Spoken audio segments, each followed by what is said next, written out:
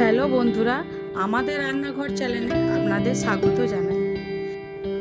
আজ আবার একটা নতুন রেসিপি নিয়ে চলে এসেছি।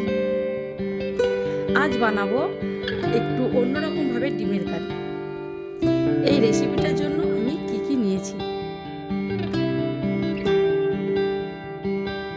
প্রথমে আমি আলু ডিম সিদ্ধ করে নিয়েছি।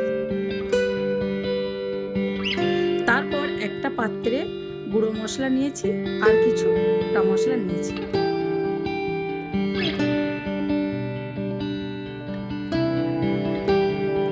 এরপর নিয়েছি 2 রকম সর্ষে পোস্ত আর 2টো কাঁচা লঙ্কা।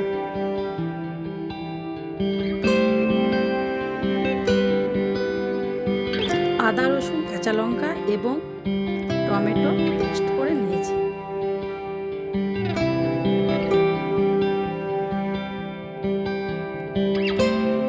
চলো বন্ধুরা, এবার আমি রান্নাটা শুরু করি। এবার আমি গ্যাসটা জ্বালিয়ে নিলাম। সেদ্ধ করা আলু এবং ডিমে হলুদ মাখিয়ে নিলাম। কড়াইয়ে তেল দিয়ে দিলাম। ডিমগুলো ভেজে তুলে নিলাম।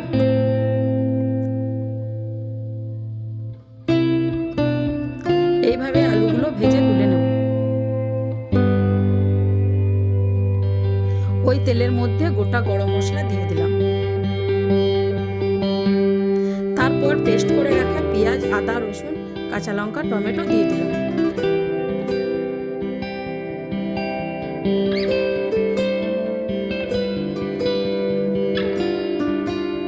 একটু লাল করে ভেজে নেব। তারপর এক এক করে গুঁড়ো মশলা দিয়ে দেব।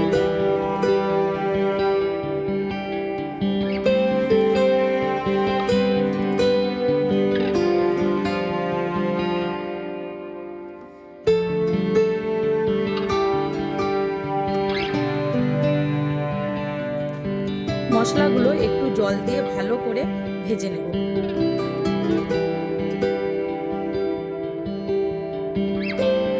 মশলাটা ভাজা হয়ে গেছে। এরপর ভেজে রাখা আলুগুলো একটু কষে নেব।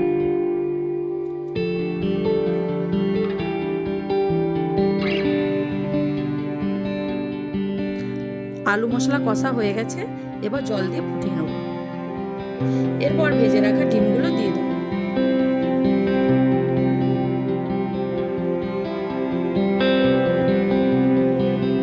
সরষে পোস্ত কাঁচা লঙ্কা পেস্ট করে নিয়েছিলাম, এবার দিয়ে দেব।